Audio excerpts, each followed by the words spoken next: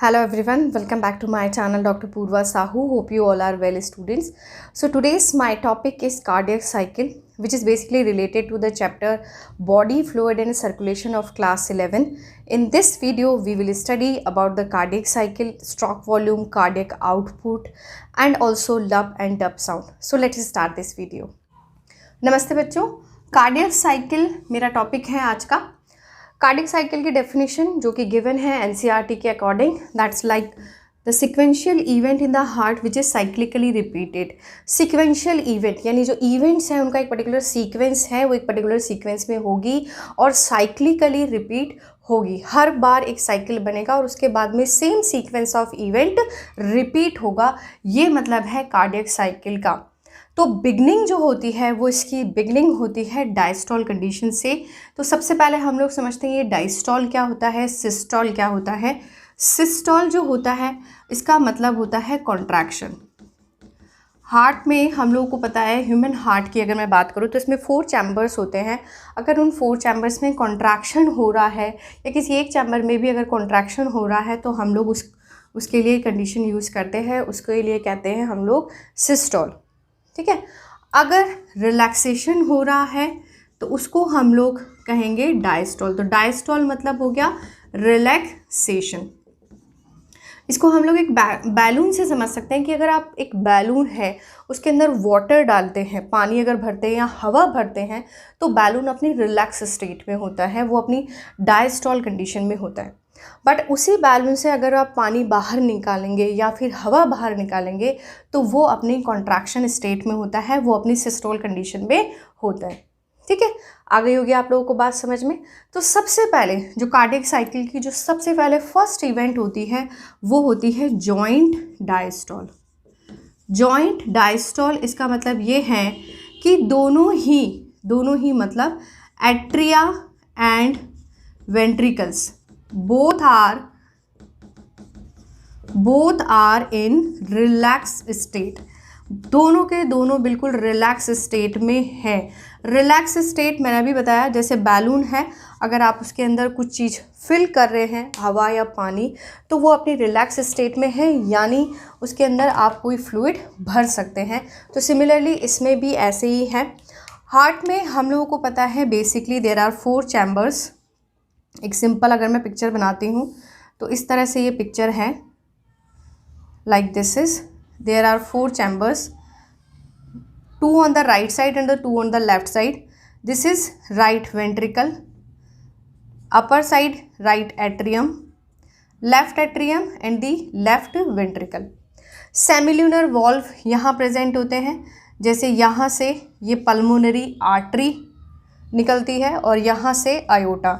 This is aorta, this is pulmonary artery जो कि deoxygenated blood carry करती है लंग्स तक, from heart to lungs. Right atrium में ओपनिंग होती है वेना केवा की, जो कि डीऑक्सीजनेटेड ब्लड लेकर आती है फ्रॉम द बॉडी टिश्यू। और लेफ्ट एट्रियम में ओपनिंग होती है पल्मोनरी वेन की। तो ये कंडीशन ऐसी है जिसमें सिर्फ 2 वॉल्व ओपन है और 2 वॉल्व जो होते हैं वो क्लोज होते हैं। जॉइंट डायस्टॉल जो कंडीशन है उसके अंदर राइट एट्रियम से राइट वेंट्रिकल और लेफ्ट एट्रियम से लेफ्ट वेंट्रिकल में ब्लड फ्लो हो रहा होता है, बट यहाँ के ये जो वॉल्व होते हैं ये क्लोज होते हैं। So I can say here in this condition like the tricuspid, this valve is a tricuspid and this valve is a bicuspid. So tricuspid and bicuspid, I am writing here TC and BC. So tricuspid and bicuspid valves are open, whereas in this condition another valves like semilunar valves are closed. ठीक है, तो जो lower है, जो aortic और pulmonary valve होते हैं वो क्लोज होते हैं, और जबकि अपर वॉल्व जो हैं, जो ट्राइकस्पिड बाइकस्पिड वॉल्व है, वो ओपन होते हैं। ये रिलैक्सेशन स्टेट है जिसमें कि ब्लड एट्रियम में आ रहा है और एट्रियम से फिर वो जा रहा है वेंट्रिकल में। यहाँ से ब्लड आ रहा है वेना केवा के थ्रू राइट एट्रियम में, पल्मोनरी वेन के थ्रू लेफ्ट एट्रियम में, and then it is going from right atrium to right ventricle and from the left atrium to the left ventricle. ये हो गई हमारी फर्स्ट इवेंट। ठीक है, नेक्स्ट इवेंट में क्या होगा, there will be generation of the action potential.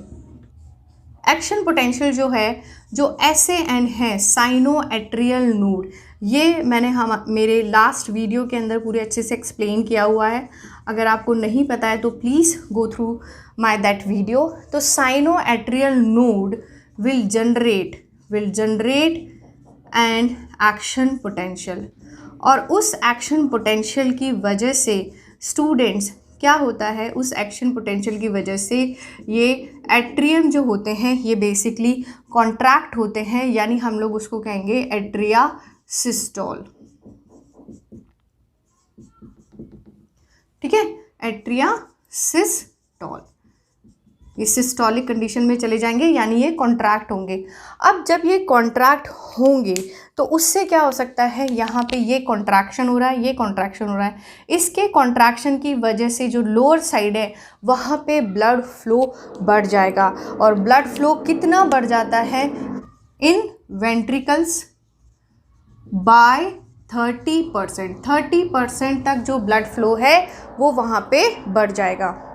Next हमारे पास में क्या होगा, ये जो एक्शन पोटेंशियल है स्टूडेंट, ये एक्शन पोटेंशियल SAN ने जो जनरेट किया था वो आगे पहुंचेगा वेंट्रिकल्स तक, और वेंट्रिकल्स होंगे कॉन्ट्रैक्ट।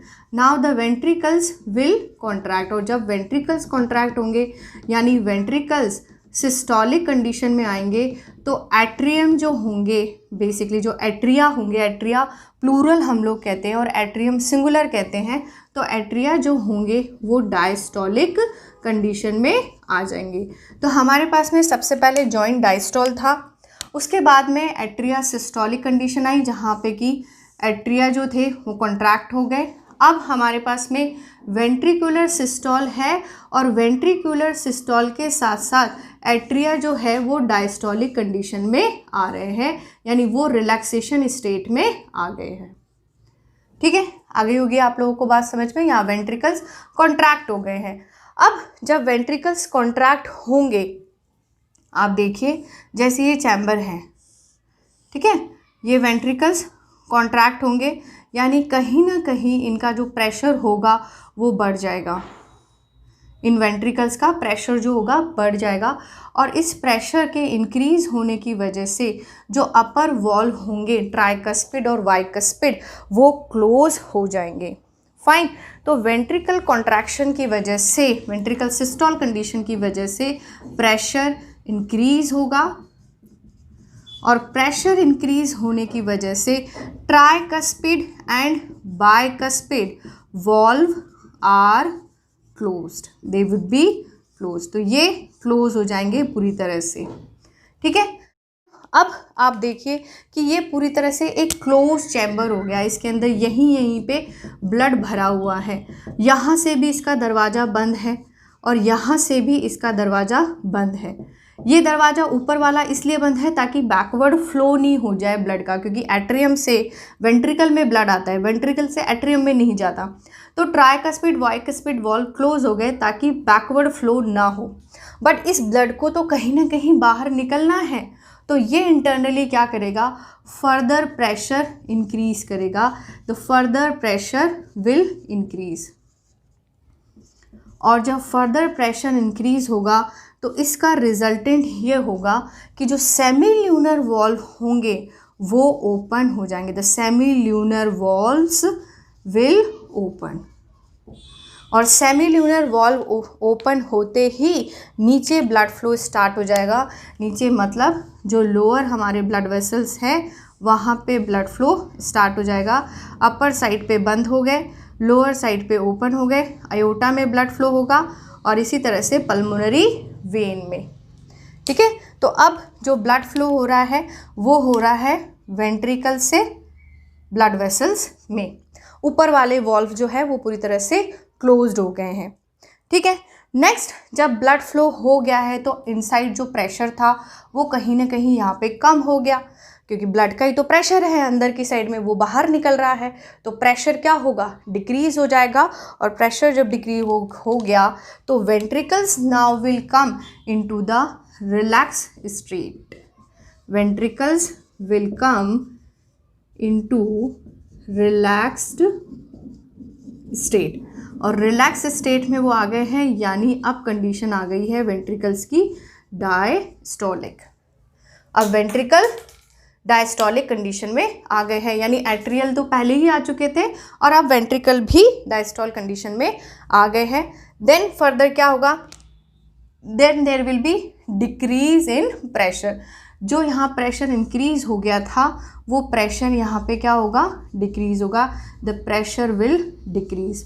और अगर प्रेशर डिक्रीज हो रहा है तो ये जो वॉल्व है, सेमील्यूनर वॉल्व जो ओपन हो गए थे, अब क्या हो जाएंगे, क्लोज हो जाएंगे, क्योंकि ब्लड फ्लो हो चुका है तो सेमील्यूनर वॉल्व जो है वो क्लोज हो जाएंगे। देन दी सेमील्यूनर वॉल्व क्लोज। ठीक है, इसके अगर मैं पिक्चर बनाती हूँ तो कुछ इस तरह से बनेगी। ये 4 चैम्बर्स हो गए, अपर चैम्बर्स ऑलरेडी क्लोज्ड है और लोअर चैम्बर्स भी क्लोज हो गए। प्रेशर डिक्रीज होने से सेमील्यूनर वॉल्व जो है वो क्लोज हो गए।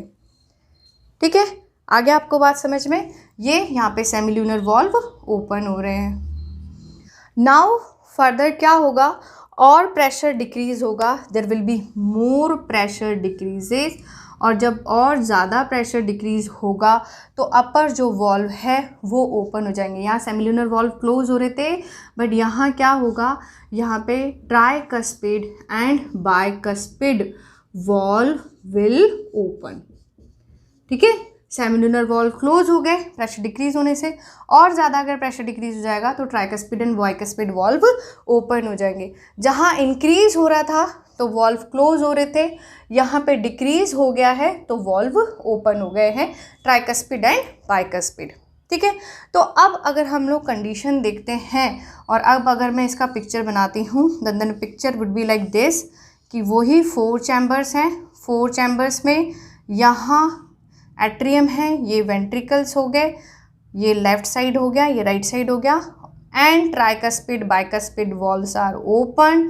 The blood is flowing from atrium to ventricle, again atrium to ventricle, blood from the vena cava, also from the pulmonary vein, and these valves are closed.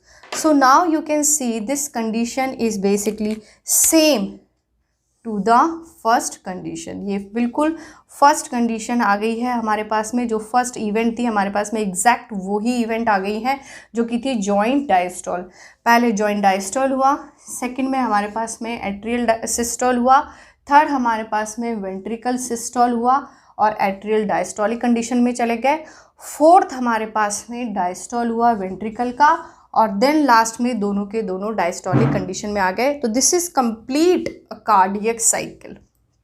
ठीक है, pressure increase decrease बहुत important role play करते हैं valves के open होने में और close होने में। जब प्रेशर बढ़ जाता है तो ट्राइकस्पिड बाइकस्पिड वॉल्व क्लोज हो जाएंगे। फर्दर प्रेशर जब इंक्रीज हो जाएगा तो सेमिल्यूनर वॉल्व जो होंगे वो ओपन होंगे। ओपन होने से ब्लड नीचे फ्लो करेगा ब्लड वेसल्स में। प्रेशर डिक्रीज होगा तो सेमिल्यूनर वॉल्व क्लोज हो जाएंगे, ये क्लोज कंडीशन है। और फर्दर प्रेशर डिक्रीज होगा तो हमारे पास में ट्राइकस्पिड और बाइकस्पिड जो वॉल्व होंगे वो ओपन हो जाएंगे। और ये हमारे पास में कंडीशन हो गई है ट्राइकस्पिड बाइकस्पिड वॉल्व के ओपन होने की। ठीक है, यहाँ पे आप देखेंगे तो ये ट्राइकस्पिड बाइकस्पिड वॉल्व जो है वो ओपन हो चुके हैं और सेमिल्यूनर वॉल्व जो है वो क्लोज हो चुके हैं। And then there will be joint diastole. Got it.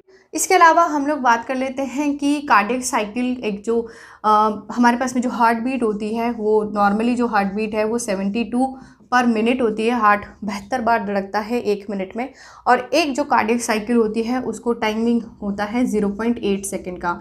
एक कार्डियक साइकिल को कंप्लीट होने में 0.8 सेकेंड लगते हैं। अगर हम लोग बात करते हैं स्ट्रोक वॉल्यूम की, तो स्ट्रोक वॉल्यूम वो अमाउंट ऑफ ब्लड है जो कि वेंट्रिकल एक कार्डियक साइकिल में पंप करता है, यानी the amount of blood which is pumped by each ventricle